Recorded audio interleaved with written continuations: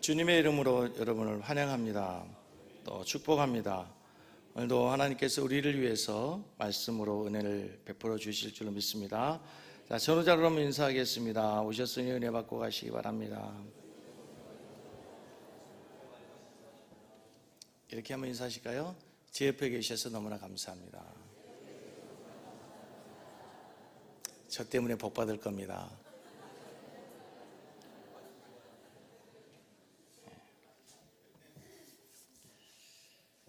지난주에 베드로 사도는 아내들에게 권면했습니다.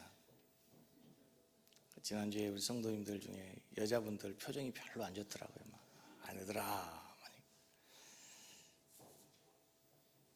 아내들에게 하나님께서 명령하신 말씀이 뭐였습니까? 순종해라.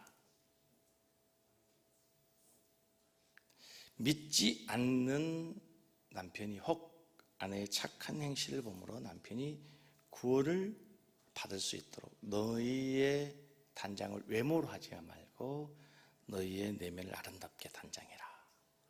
어땠습니까? 우리 지나간 한 주간 우리 여성분들이, 아내들이요, 순종하셨습니까? 되게 좀 더 내면을 아름답게 더 잘 갖고 오셨습니까? 별로 이렇게 대답이. 자, 이제 오늘은 남편들, 우리 남편분들 어떻습니까? 말씀을 들을 준비 됐습니까? 준비됐나요? 네, 준비됐습니까? 사실 설교를 준비하면서요, 제가 굉장히 많은 찔림을 받았습니다. 모든 말씀이 다 나에게 한 말씀, 나에게다. 네. 제가 찔림을 받았다는 말씀을 먼저 고백하고, 그러면서 굉장히 많은 은혜를 받은 게, 제가 부부 관계에 대해서, 또 부부에서 아내, 남편에 대해서 해마다 5월 가정의 달이면 또 에베소서를 묵상할 때 얼마나 많은 설교를 했겠습니까? 근데 저는 오늘 본문을 전혀 새롭게, 정말 성경 말씀이 이렇게 자세하게 디테일하게 우리에게 교훈하고 있구나, 새롭게 깨닫는 말씀을 보면서 은혜를 받았습니다. 제가 깨달은 말씀을 그대로 가감 없이 전하게 될 텐데, 우리 남편 성도들 잘 들을 수 있기를 바랍니다. 잘 들으시고, 잘 듣는다는 얘기 귀로 듣는 게 아니고 마음으로 듣고, 그래서 가장 존경받는 남편이요, 위대한 가장이 되시기를 축복합니다. 다시 한번 3장 7절의 말씀 그대로 한번 읽도록 하겠습니다. 남편들아, 이와 같이 지식을 따라 아내와 동거하고. 오늘 남편들에게 주시는 첫 번째의 베드로 사도의 명령과 권면은 뭐냐면, 남편들아, 아내와 함께 살아라. 함께 동거해라. 함께 살라. 동거한다는 얘기는 함께 살라는 얘기입니다. 놀랍게도 첫 번째로 남편들에게 주시는 권면은 아내와 육체적으로, 정신적으로, 정서적으로, 영적으로 하나 되라는 거예요. 자, 육체적으로 하나 되라는 말의 의미, 깊은 의미를 제가 설명하지 않아도 충분히 유추해서 이해할 수 있겠죠. 목사님, 도대체 그 말이 무슨 말인지 모르겠는데요. 개인에게 오시면 제가 잘 설명드리겠습니다. 부부는 함께 해야 됩니다. 그리고 하나가 돼야 됩니다. 부부란 무엇입니까? 먼저는 육체적으로 하나가 되고, 정서적으로, 정신적으로 공감하고 하나 되고, 더 나아가서 이제 영적으로까지 하나 되는 것이 진정한 부부인 줄로 믿습니다. 창세기 2장 18절 잘 아시는 말씀, 여호와 하나님이 가라사대 사람의 독처하는 것이, 옛날에는 독처하는 것, 지금은 혼자 사는 것이 좋지 아니하니 내가 그를 위하여 돕는 배필을 지신다. 하나님이 세상을 창조하셨습니다. 아름다웠습니다. 보기에 좋았습니다. 심히 좋았습니다. 그런데 딱 하나님 보시기에 좋지 않는 게 하나 있었습니다. 거슬리는 게 하나 있었어요. 그게 뭘까요? 남자가 혼자 있는 것이었습니다. 남자가 혼자 있는 것 하나님 보시기에 좋지 않습니다. 그래서 첫 번째 권면이 뭐예요? 함께 살아라. 함께 동거해라.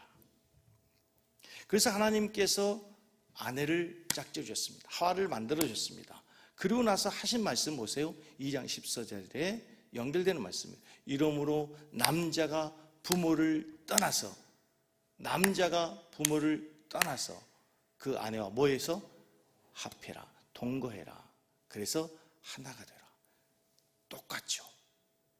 남자들에게 첫 번째 하나님이 창세기에서도 아담을 만드시고 부모를 떠나서 하나가 되라. 또 베드로 사도도 역시 그 말씀과 똑같이 뭐라고요? 하나 되라 하는 거예요. 부부란 무엇입니까? 다시 말씀드립니다. 하나 되는 겁니다. 부부란 자식을 낳는 것보다 훨씬 중요한 것이 두 사람의 연합이라는 거죠. 육체적 연합, 정서적으로 하나 돼요. 정서적으로. 정신적으로 하나 돼야 돼요. 삶의 목표와 비전도 하나 돼야 돼요. 그럼 자연적으로 뭐가 하나 돼야 될까요? 영적으로 하나 돼야 될 줄로 믿습니다. 오늘날 사회가 굉장히 복잡 다양해졌습니다. 여러 가지 사정과 형평으로 이유가 있지만 직장의 문제로 멀리 떨어져 사는 부부가 있을 수밖에 없습니다. 기러기 남편은 아시죠? 자녀들의 교육을 위해서 부부가 멀리 떨어져 살아가는 그런 어쩔 수 없는 부부들도 있습니다. 예, 사회가 복잡해지면서 다양해지면서 다양한 이유와 형편으로 부득이하게 멀리 떨어져 생활하는 부부들이 있지만 그러나 성경에서는 부부를 향해서 기본적으로 가장 먼저 첫 번째 원리가 뭐예요? 함께 동거해라. 함께 동거해라. 자식이 귀하죠? 아닙니다. 자식보다 더 귀한 게 있어요. 뭐예요? 부부가 더 귀하다는 거죠. 고개를 절레절레 넣으시는데 아니라고. 고개를 절레절레. 아니야, no. 아니에요. 네. 제가 가족을 비판하기 위한 것이 아니고요. 가족을 폄하하기, 자식을 폄하하기 위한 것 아니고 오늘 말씀이 우리 그렇게 말씀을 하고 있어요. 오늘 말씀은 흥미롭게도 그런데 하나 되라, 함께 동거해라, 함께 살아라 이 명령을 누구에게 줍니까? 아내에게 줍니까? 남편에게 줍니까? 남편에게 줍니다. 무슨 말이냐면 혼자 살면 누구에게 더 안 좋다? 남편에게 더 안 좋다는 거죠. 제가 설교를 준비하면서 굉장히 흥미로운 통계를 봤어요. 기러기 남편들의 건강 상태를 연구한 연구 결과가 있더라고요. 혼자 사는 남편들을 기러기 남편들의 영양 상태를 보았더니요, 76%가 영양 상태 불량, 영양 상태 불량이에요. 영양 상태가 불량. 당연하죠. 혼자 살면 남자들 대충 먹잖아요. 대충 때워요. 그냥 회사에 가서 먹는 거 먹으면 먹고 집에 와서 혼자 챙겨 먹기 그러니까 그냥 뭐 과일 한 쪽, 라면 하나 먹고 대충 때우고 주무시는 거예요. 자는 거예요. 그래서 영양 상태가 불량해요. 더 놀라운 것은요, 혼자 사는 남성들의 30%가 우울증이랍니다. 아내와 함께 사는 게 그렇게 중요해요. 목사님, 함께 살면 더 우울증 걸려요.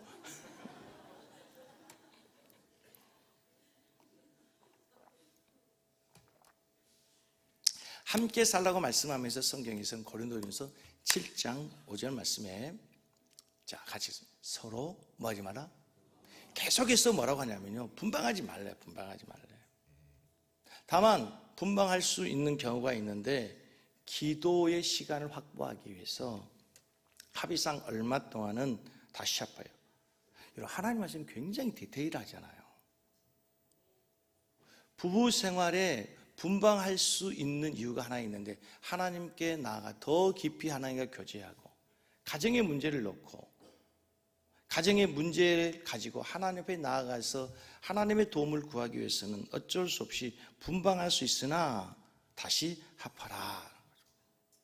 자, 그렇다면 실제로 우리나라의 부부의 현실, 부부들의 설문조사했는데 같이 방을 쓰는 부부가 많을까요? 각 방을 쓰는 부부가 많을까요?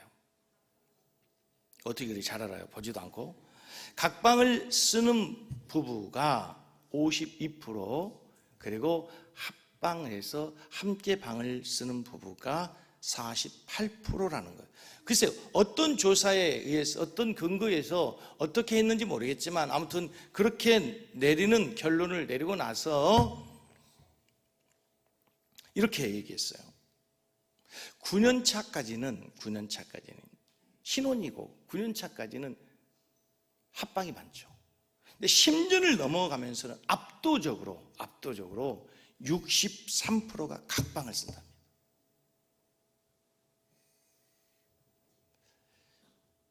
제가 지금 여러분 표정을 봤어요. 하나도 놀라지 않아요. 왜냐하면 목사님 나도 이미 그런데요.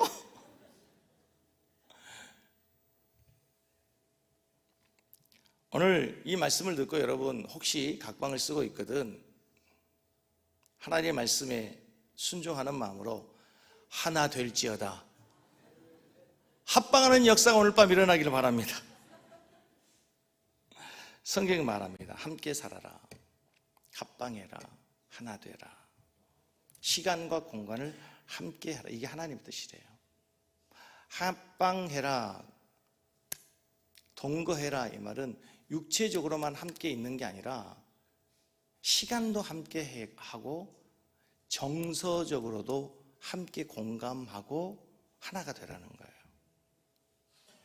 여러분 특별히 혼자 사는 남자들이 얼마나 힘든가 하면요, 제가 어제 배운 거예요. 이 외로움의 고통이 얼마나 큰가 하면 외로울 때 그 뇌에서 활성화되는 그 뇌의 영역이 우리 신체에 고통을 받을 때인가, 회초리를 맞을 때 신체에 심한 고통을 느낄 때에 활성화되는 활동하는 그 뇌의 영역이 일치한대요. 그러니까 무슨 얘기냐면 남자들의 외로움이 얼마나 크냐면 얼마나 고통이 크냐면 마치 신체가 학대받을 때와 똑같은 고통을 느낀다는 거예요. 남자들에게 있어 가장 큰 고통은 고독입니다. 외로움입니다. 얼마나 힘드냐면 매를 맞는 것처럼 회초리를 맞는 것처럼 몽둥이 맞는 것처럼 힘들고 아프대요. 그래서 보십시오. 죄를 지은 죄수들을 감옥에 가둡니다. 그리고 그 죄수가 큰 죄일수록 그 감옥에서 또 죄를 지을 경우에는 어디에 가둬요? 독방에 가둬요. 어떻게 생각하면 이거 혼자 사니까 자유롭고 좋구만. 아니요. 차라리 매를 한 대 맞을지언정 혼자 독방에 갇히는 것이 그렇게 큰 고통이라는 거예요. 그런데 남편들이 그 독방에 갇혀 사는 거예요. 얼마나 무서운 얘기입니까, 여러분? 여성은 남편이 없이도 충분히 살 수 있습니다. 남편은 안 됩니다. 남자들 큰 소리 빵빵 치지만요, 사실 혼자 살지도 못하는 것들이 그래요. 표현이 좀 그래요. 일부러 혼자 살지도 못하면서 그렇게 큰 소리 치는 거예요, 괜히. 그래서 요즘 50대 넘은 남자들이 시집 간다. 이사 갈 때 꼭 붙들고 있어야 될 게 뭐예요? 강아지 붙들어야 돼요. 강아지 붙들고 있어야 돼요. 강아지는 안 버리고 가니까 강아지 붙들고 있어야 돼요. 하숙집과 가정의 차이가 여기에 있어요. 하숙집은 밥 먹고 잠 자고 그냥 출근하면 돼요. 하숙집은 밥도 먹여주고요, 잠도 재워요. 그러나 가정은 달라요. 밥만 먹고 잠만 자고 가는 것이 아니란 말이에요. 정서적으로 정신적으로 육체적으로 영적으로 하나 되도록 하는 것. 우리 섬기는 교회 남편들이 그렇게 아름다운 부부를 만들어갈 수 있기를 축복합니다. 두 번째, 저는 이걸 보고 깜짝 놀랐어요. 동거하는데 그냥 동거가 안 되는 거예요. 왜 동거가 안 되는 줄 아세요? 이게 불효하기 때문에. 실제를 다시 띄워줘 보세요. 동거하되 무엇을 따라 동거해야 되는가? 남편들아 이와 같이 뭘 따라? 지식을 따라서 아내와 동거해라. 동거하기 위해서 뭐 해야 된다고요? 지식이 있어야 되는데, 지식. 이 말을 다른 말로 얘기하면요, 아내들과 잘 살기 위해서 공부해야 된다는 거예요. 처음 들어보시죠? 전 이거 보고 깜짝 놀랐어요. 남성들이요, 공부해야 됩니다. 무엇을? 아내를 공부해야 됩니다. 남성들이요, 연구해야 됩니다. 무엇을? 여자를 연구해야 됩니다. 근데 대부분의 남성들이 어떻게 살아가냐면요, 대부분의 남성들이요, 어떻게 아내를 대냐면 아버지가 하던 대로 합니다. 그걸 전통대로, 풍습대로. 배운 게 뭐냐면 아버지가 하는 대로예요. 아버지가 하는 걸 보면서 저렇게 해야지, 아버지가 하는 걸 보면서 저렇게 하지 말아야지, 이게 다란 말이죠. 그래서 생겨난 게 아버지 학교예요. 그래서 그 아버지 학교에 저는 굉장히 인상 깊게 들었던 게 뭐냐면, 자동차를 몰기 위해서, 운전하기 위해서 자동차 라이센스를 따야 되잖아요. 공부를 해야 된단 말이에요. 신도를 어떻게 지켜야 되는지, 어떻게 운전해야 되는지. 가정을 모는 운전수가 가장이거든, 아버지거든. 근데 한 번도 가정이 뭔지, 남편이 뭔지, 아버지가 뭔지 배운 적이 없어요. 어떻게 해요? 드라마에서 본 대로, 아버지에게 본 대로 다란 말이에요. 오늘 성경이 이렇게 말씀하는, 아니다, 지식을 따라해라. 얼마나 놀랍습니까? 뭐 경상도 남편들이 그런다면서요. 셋마디 집에 와서 첫째 뭐라고? 밥 먹자. 그 다음에 아는, 그 다음에 자자. 이거 아니라는 거예요. 그렇게 하면 안 된다는 거예요. 앞으로 그런 말 하시면 안 된다는 말이에요. 근데 여러분, 베드로는 이 이야기를 할 때 굉장히 파격적인, 당시의 상황으로 보면요, 굉장히 파격적인 얘기예요. 파격적인 얘기. 설교 준비를 하면서 고대 그리스 시대의 여성의 역할과 지위, 인권에 대해서 한번 제가 좀 리서치를 했어요. 로마 시대 여성의 역할들이 어떻게 했냐면, 기원전 4세기 데모스테네스라고 하는 철학자가 이런 얘기를 했어요. 그러니까 기록으로 남아있는 건데, 여성의 지위에서 이렇게 나왔어요.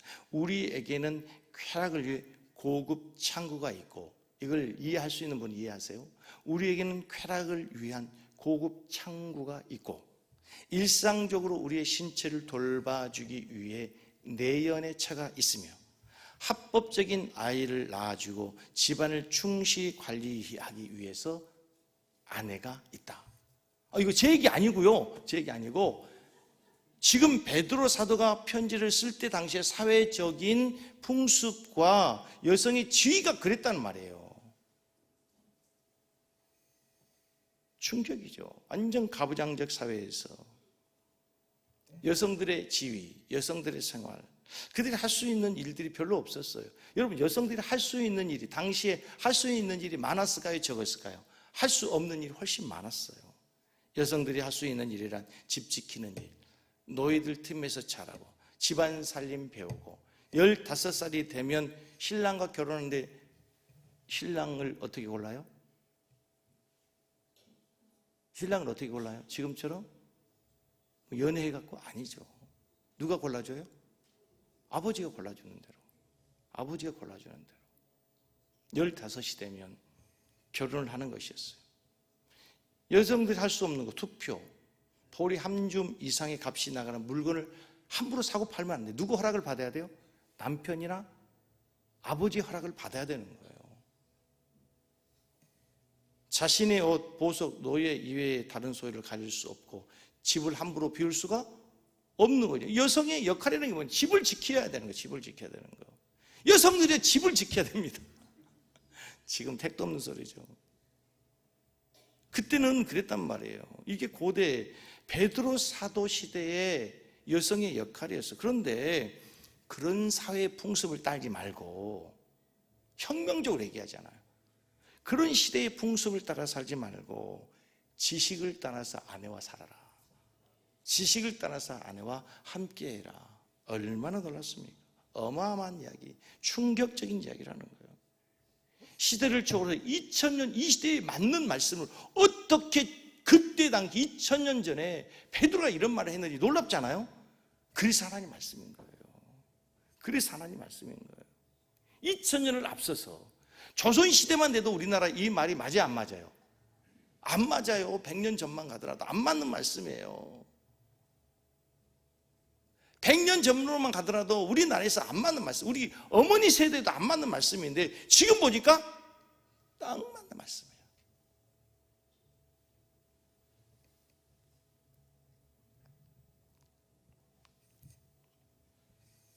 제가 어제 이 설교 원고를 쓰면서 이 말 되게 멋있다고 생각했어요.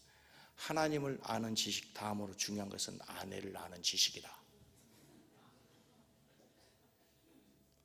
우리 남성들 따라 사시기 바랍니다. 배우자를 배우자.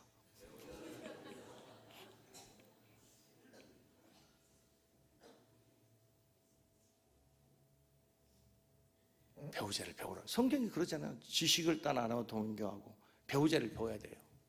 진짜 근데요, 우리가 학교를 졸업했지만 공부해야 되는데 평생 공부해야 될 주제가 뭐냐면 아내에 대해서, 여성에 대해서. 저는 성경 요즘에 계시록 어렵잖아요. 계시록 새벽 예배 강의하는데 좀 어려워요. 근데 계시록은 아무것도 아닙니다. 계시록보다 더 어려운 게 있습니다. 여자입니다. 계시록은 그래도 이렇게 연구하면 연구할 수 있어요. 이렇게 계시가 되어 있거든. 근데요, 도대체 여성은 연구하면 연구할수록 어려운 것 같아요. 신비로워요. 우리 성도님들은, 우리 남성들은 아내를, 또 아내들은 남편을 얼마나 알고 계십니까? 뭐 비상적으로 아내가 좋아하는 색깔, 좋아하는 음식, 뭐 흰색 좋아해, 냉면 좋아해, 뭐 야채 좋아해. 그 정도가 아니라 여러분, 심리학적으로, 정서적으로, 영적으로 여성이 어떤 존재인지를 알 필요가 있어요. 특별히 우리 청년들, 결혼을 앞에 두고 있는 청년들에게 적어도 책 한 권 보여주십시오. 적어도 결혼하기 위해서는 이 책 한 권을 꼭 읽고 보세요. 한동안 아주 정말 요즘에 유행했던 책이에요. 여성과 남성을 아예 뭐라고 하냐면 다른 별에서 왔대요. 다른 별에서 왔대요. 다른 별에서 왔어요. 화성에서 온 남자, 금성에서 온 여자. 아예 다른 별나라 사람이야. 다른 별나라 사람. 언어가 다르고 생각이 다르고 풍습이 다르고요, 반응이 다르고 아예 달라요. 그래서 아예 다른 나라에서 온 존재예요. 진짜 달라요. 달라. 제가 이번 설교를 준비하면서 구글에서 남녀 차이 한번 쳐봤습니다. 여러분 오늘 집에 가시면요, 구글에서 남녀 차이를 쳐보세요. 수십 가지, 수백 가지, 얼마나 많은 게 나온지 모릅니다. 여자와 남자의 차이 중에 하나가 짐을 꾸릴 때, 여행 갈 때 남자들은요 출발 5분 전이면 끝나죠. 5분이면 끝나잖아. 그냥 뭐 입을 옷 하고 뭐 하고 그냥 5분이면 5분도 남아. 5분이면 돼요. 근데 여성들은요 한 달 전부터 넣었다가 쌌다가 풀었다가 뺐다가 넣었다가. 여성들은 복잡합니다. 근데 봤어요. 왜 저렇게 남성들은 5분이면 끝나는데 여성들은 한 달 전부터 짐을 쌀까? 남성들은 그냥 충동적이고 순간적이고 목적지향적이에요. 그래서 그냥 가기 전에 짐 싸고 가면 되는 거예요. 근데 여성은 그게 아니야. 과정이야, 과정. 한 달 전부터 짐을 싸면서 벌써 여행의 기쁨을 누리는 거예요. 내가 이것을 넣었다가 풀었다는 얘기는 뭐예요? 이미 여행을 가서 내가 즐기고 있는데 이게 안 맞다는 거야. 빠졌다는 거예요. 빼야 되겠다는 거예요. 넣어야 되겠다는 거예요. 여성들 한 달 전부터 여행을 뭐 하는 거예요? 즐기는 거란 말이에요. 신기하죠? 신기해. 가방 한번 보여줘 보세요. 가장 가방. 자, 남성과 여성의 가방이 이렇게 차이 납니다. 학교 갈 때 가방입니다. 여행 갈 때 가방. 쇼핑 갈 때, 파티 갈 때, 해변 갈 때. 남성은 샌드백, 아디다스 가방, 나이키 가방 하나면 되잖아요. 똑같아요. 등산 갈 때도 똑같고요, 학교 갈 때도 똑같고, 여행 갈 때도 똑같잖아. 상관없죠. 그죠? 근데 여성은 다 달라요. 학교 갈 때 달라야 되고, 친구 만나러 갈 때 달라야 되고, 목욕탕 갈 때도 다릅니다. 다 다릅니다. 다 달라요. 진짜 신기한 건 여성들은 입을 옷이 있어요, 없어요? 없어요. 없어요. 입을 거지 같은 것만 있어요. 거지 같은 것만. 그렇게 골랐는데 그 옷 사러 가서 마트에서 입어보고 벗고 입어보고 벗고 고르고 골라가지고 딱 사다 놨는데 집에 가서 보면 입을 게 없어요. 거지 같은 것밖에 없대요. 입을 게 하나도 없어요.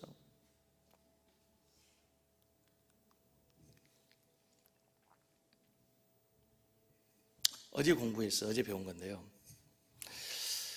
여성과 남성의 가장 큰 차이가 뭐냐면 구글에서 한번 검색해 보세요. 여성의 뇌, 남성의 뇌, 여자, 남성의 뇌의 차이 보면요.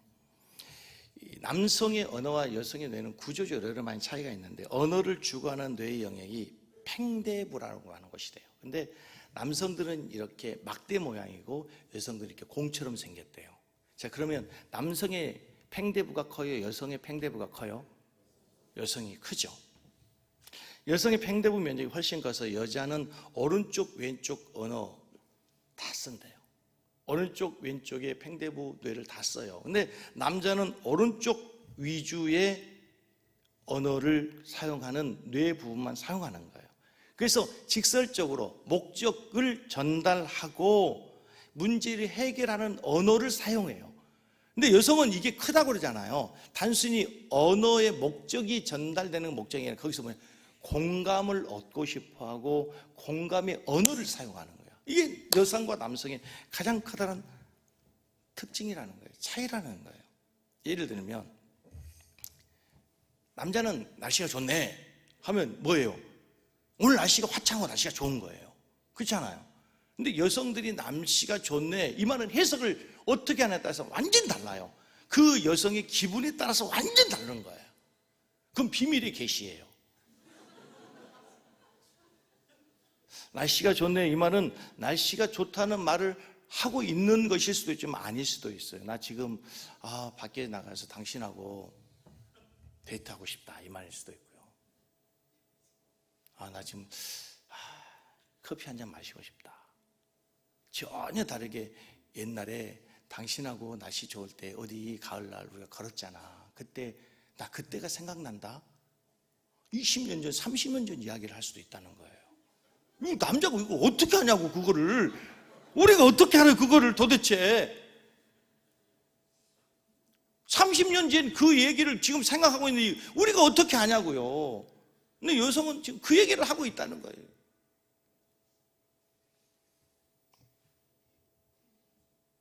공부해야 됩니다. 공부해야 돼.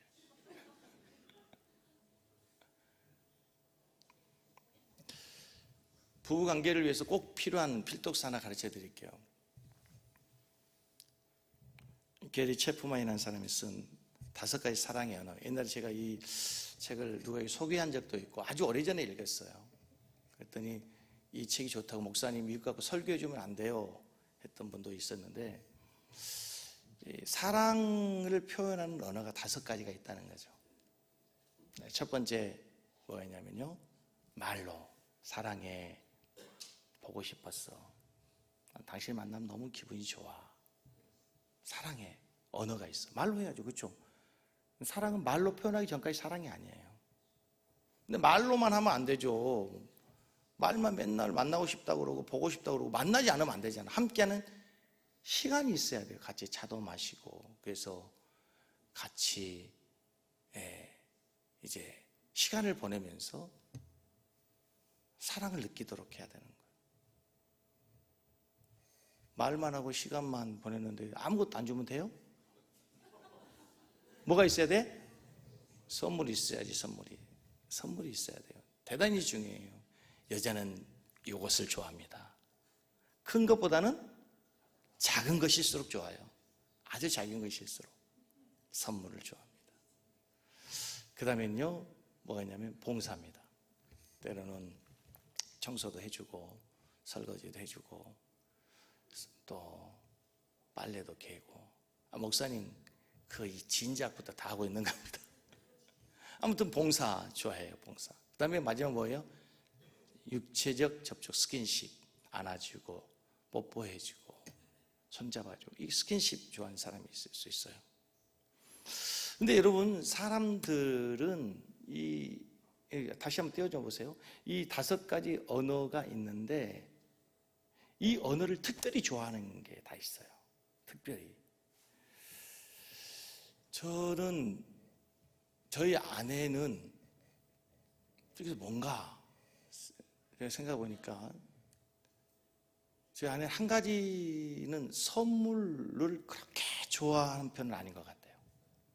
제가 옛날에 이렇게 뭔 선물 한번 줘봤는데 그거 별로 안 하고 장롱 쫙 깊숙이 꽃다발 선물했더니 이거 좋아요 막 그게 아니고 고마워요 이거 얼마짜리야 이거 물어보더라고요. 요즘 저희 아내가 저에게 자주 하는 사랑의 언어를 뭘 요구하냐면요, 우리 아내는 함께 시간 보내달래요. 같이 걸어달라고, 같이 걷자고. 근데 같이 걸어봤어요. 속도가 안 맞아. 속도가 안 맞아. 이건 이제 우리는 이제 걷는다 그러면 몇 바퀴 돌아야지 어디까지 가야지 목적으로 막 가잖아요. 근데 이 컴퍼스 길이가 짧으니까 같은 한 걸음 걸어도 나는 1.5m 거기 1m니까 가다 보면 한참 차이가 나. 그럼 또 다시 돌아와. 또 다시 걸어.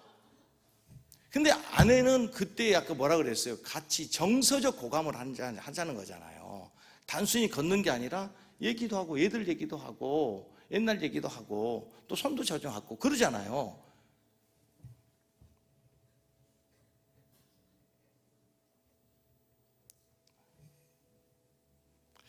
사람마다 원하는 듣고 싶어하는 감동하는 언어가 다르다는 거예요. 우리 친구 목사님은요 완전히 황소처럼 일합니다. 집에 가면 청소하고 빨래하고 하루에 한 번 반드시 설거지하는데 한 번 설거지할 때 설거지가 많습니다. 빨래 개고 군대에서 각 잡았던 것처럼 딱딱 각 잡아가지고 깁니다. 근데 아내는 늘 불만이, 사모는 늘 불만입니다. 알고 봤더니 그 사모에게 필요한 사랑의 언어는 뭐냐면 선물이에요. 선물.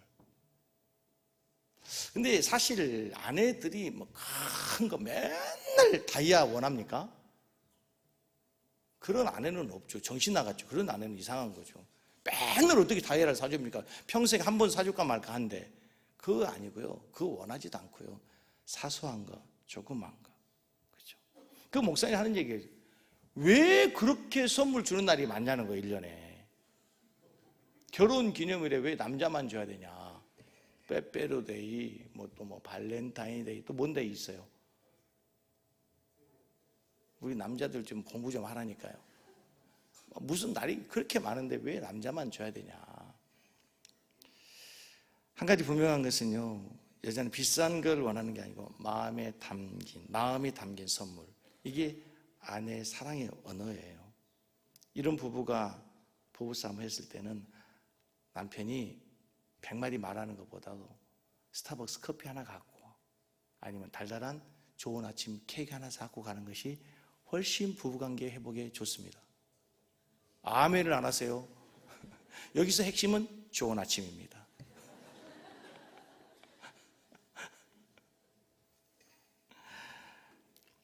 이 여성들에게 있어서 부부에게 있어서 사랑의 언어는 꼭 한 가지가 아니라 이 5가지가 다 필요해요. 말로 사랑해요, 보고 싶어요, 행복해요, 당신을 만나서. 두 번째, 시간을 함께 공유해주고 선물도 주고. 네 번째가 뭐지? 응? 봉사도 해주고. 5번째는요? 스킨십도 해주고 손도 잡아주고 안아주고 뽀뽀도 해주고. 그러니까 이런 게 우리 모두에게 다 필요하다는 거죠. 아까 1부 때 그러더라 사모가 너나 잘해라 너나 잘해 막 그러더라고요.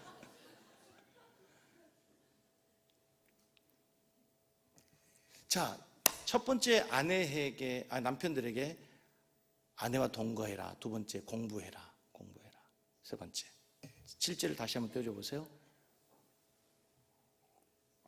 남편들아 이와 같이 지식을 따라 너희 아내와 동거하고, 같이 읽습니다. 그를 더 연약한 그릇이요 또 생명의 은혜를 함께 이어받을 자라 귀히 여기라. 따라서 하겠습니다. 연약한 그릇으로 귀히 여기라. 이 부분에서 많은 남자들이 당황합니다. 아내가 연약하다고? 아내가 연약하다고 갈수록 세지는데? 옛날에 연약한 줄 알았어요. 근데요, 갈수록 세집니다. 여자들은 아시죠? 남성 호르몬이 여성들에게 점점 나오고 남성들은 반대로 여성 호르몬이 많아지고 그러면서 말로 이길 수가 없어요. 말로. 아까 얘기했잖아요. 여성들의 뇌 언어를 주관하는 그 팽대부가 여성들이 훨씬 크다 그랬잖아요. 그러니까 남성들이 말로 이길 수가 없어요. 절대 말로 이기려고 하면 안 돼요.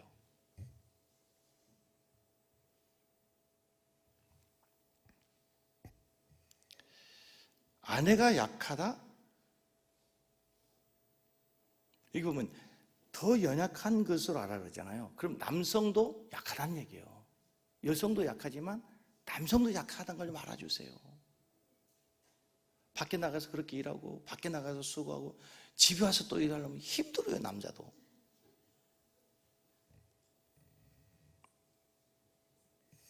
여자들이 그걸 몰라요. 남성도 약하다는 걸. 남자 새끼가. 그런 말 하지 마세요. 남자도 약하다니까요. 다만 여자가 좀 더 약하대요.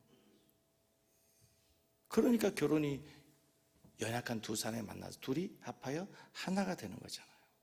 남성들은 여자를 더 연약한 그릇으로 알고 귀히 여겨주라. 무슨 말이에요? 깨어지기 쉽다는 거예요. 깨어지기 쉽다는 거. 왜 그럴까요? 재료가 달라요.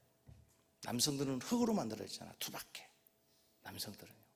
여성들은 고운 뼈로 만들어졌다. 그래 보온 차이 나요. 보온 차이 나. 그래서 어떻게 해요? 소중히 다뤄주세요. 살살 다뤄주세요. 자, 여성들이 남편들이 얘기합니다. 자, 아니신 분도 있을 수 있는데 서로에게 얘기합니다. 살살 다뤄주세요. 아니 보고 좀 얘기를 하시오. 저보고 얘기하지 마. 저한테 살살 다뤄달라면 어떻게 해요?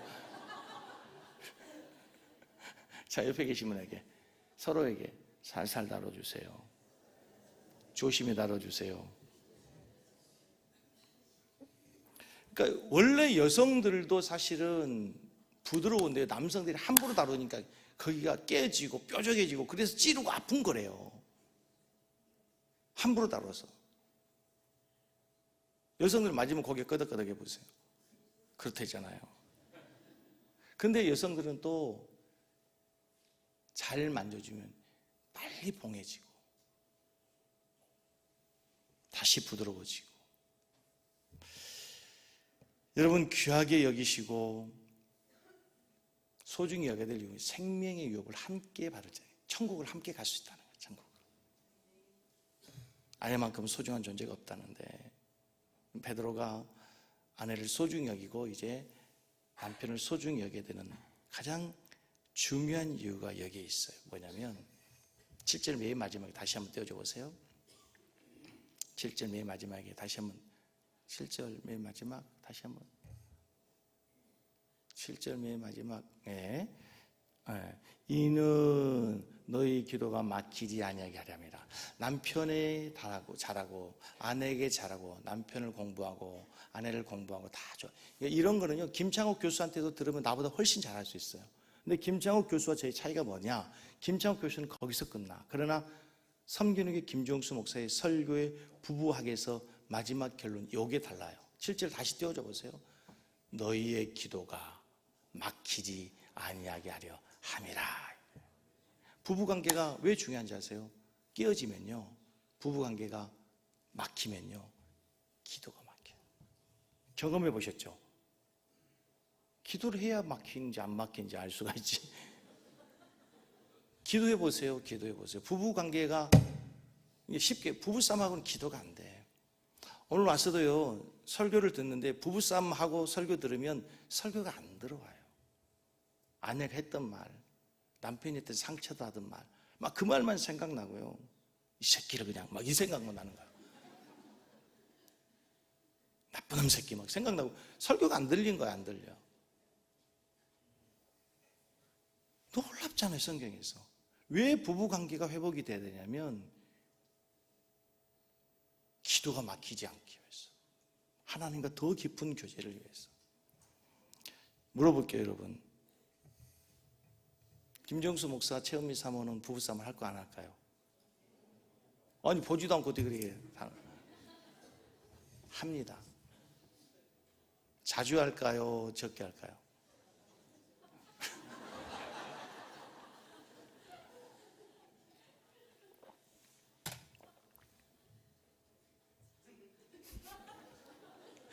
기준을 어디에 두느냐에 따라 자주 할 수도 있고 적게 할 수도 있는데, 아무튼 부부싸움을 해요. 중요한 건 누가 먼저 화해를 할까요? 응? 좀 더 크게. 사모님이 절대 안 합니다. 제가 먼저 합니다. 왜냐면 내가 안 하면 설교가 안 돼요. 설교가 안 돼요. 설교가 안 돼요. 근데 놀랍게도 보세요. 주일날 있죠. 월요일날 싸웠어. 화요일날 지나가면 수요일날 설교해야 되니까 화요일날 화해를 해야 돼. 안 되면 수요일날 설교가 안 돼. 그럼 목요일날 싸웠어요. 부부싸움을 했어요. 금요일날 뭐가 있어? 철야배가 있어요. 이 철야배는 더 뜨겁게 기도해야 되잖아요. 기도가 안 돼. 미리서 해야 돼요. 금요일날 지났어요. 토요일날 싸웠다 그래요. 다음이 뭐예요? 주일이야. 그러니까 이틀을 넘길 수가 없는 거예요. 이틀을 넘길 수가 없는 거야.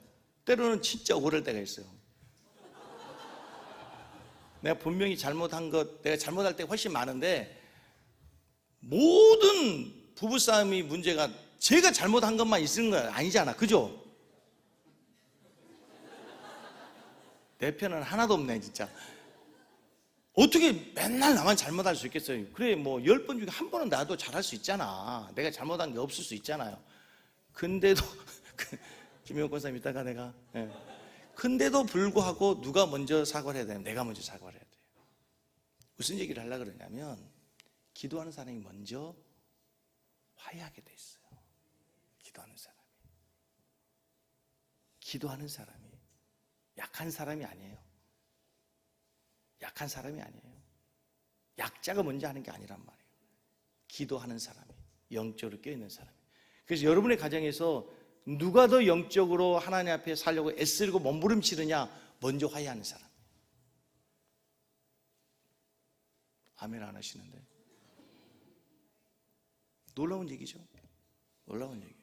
저는 이 말씀에 굉장히 큰 은혜를 받았어요. 자, 설교가 좀 지났는데요. 여러분, 아내를 귀하게 여겨야 되는데, 여러분, 많은 사람들이 작금의 사태를 보면서 기독교가 굉장히 여성을 폄하한다, 약자들을 보호하지 않는 동성영애 그거 보면서.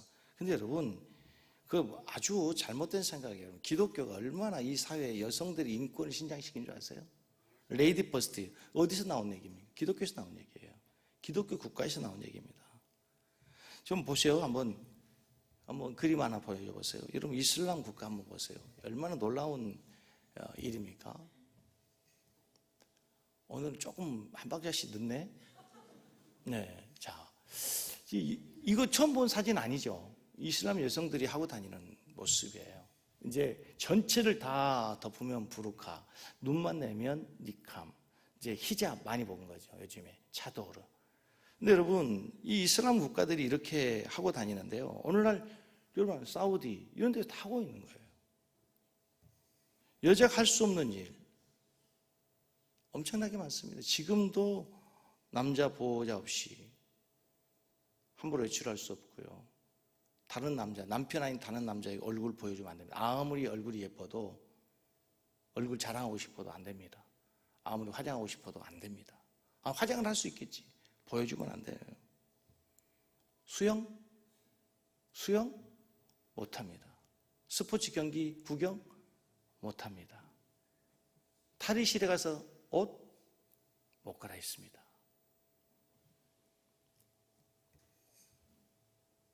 근데 기독교가 가서 복음화가 되면요, 이게 무너지게 됐어요. 여성들 인권이 신장이 돼요. 우리 한국 사회에서도요, 옛날에 여성들의 이름이 없었습니다. 아무개 엄마, 개똥이 엄마, 소똥이 엄마 그랬죠. 근데 교회 와서 이름 불러줬어요. 아무개 집사님, 아무개 자매님, 아무개 성도님. 여자들의 이름을 찾아주는 게 어디예요? 교회가 찾아주는 거예요.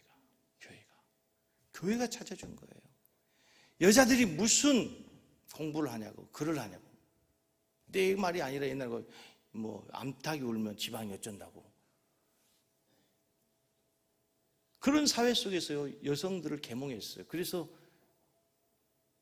우리나라 독립투사들이 되는 거예요. 유관순 누나가 나오고 김말란 박사가 바로 선교사들의 계몽을 통해서 여성들의 인권이 성장하면 되는 거예요, 여러분. 인도에서는 사티라고 하는 풍습이 있습니다. 사티가 뭐냐면요, 남편이 죽으면 여자를 함께 불태워 죽이는 악습, 무서운 거죠. 여성을 완전히 남자의 종속으로 본 거죠. 그거를 없앤 사람이 윌리엄 캐리입니다. 윌리엄 캐리가 이걸 없앤 거예요. 똑바로 하셔야 돼요. 기독교가 얼마나 여성의 인권을 신장시키고 얼마나 여자를 보호합니까? 자, 오늘 말씀의 결론을 맺습니다. 좀 설교가 길어졌는데요.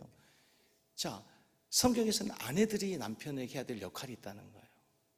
남편들이 아내에게 역할을 해야 되겠다. 누가 더 중요하고 누가 중요하지 않나, 그게 아니에요. 다 똑같아요. 그러나 중요한 것은 오늘 말씀에 아내들은 남편에게 순종해야 돼요. 순종해. 그게 가정을 세우는 거예요. 여러분, 남편들의 권위를 세워주시기를 바랍니다. 세워주시기 바랍니다. 남편들은 그 권위를 가지고 아내들을 동거하십시오. 아내 연구하세요. 공부하세요. 그리고 연약한 것으로 알고 귀히 여기고 기도가 막히지 않도록 부부관계가 더욱더 아름답게 잘 회복될 수 있기를 주의 이름으로 간절히 축복합니다. 우리 찬송하고 예물을 드린 후에 통성하며 기도하겠습니다.